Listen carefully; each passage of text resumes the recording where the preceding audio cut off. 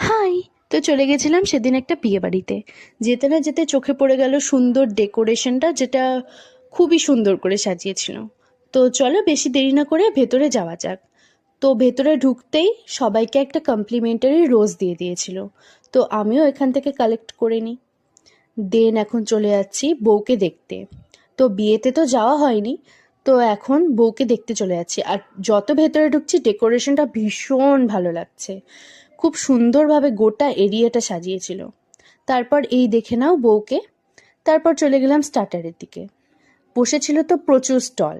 তো ওর মধ্যে আর কি কয়েকটা খেয়েছিলাম। এখানে নিয়ে নিয়েছিলাম 3 রকমের কাবাব। তারপর ওটা খেতে না খেতে আবার চোখে পড়ে গেল এদিকে পনির টিক্কা সাথে প্রন ফ্রাইড। তো ওটাও নিয়ে নিলাম।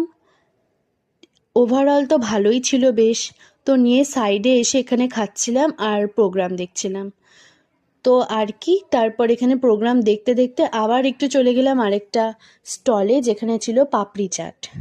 তো আমি একটা নিয়ে নিয়েছিলাম ঘুগনি চাট। তো মা এদিকে দেখছিলাম একটা ফ্রুট স্যালাডের প্লেট নিয়ে এসছে। তো ওটাও টেস্ট করলাম, সাথে ঘুগনি চাটও খেলাম। তো সামনে হচ্ছিল প্রোগ্রাম, তো ওটাই আর কি দেখছিলাম।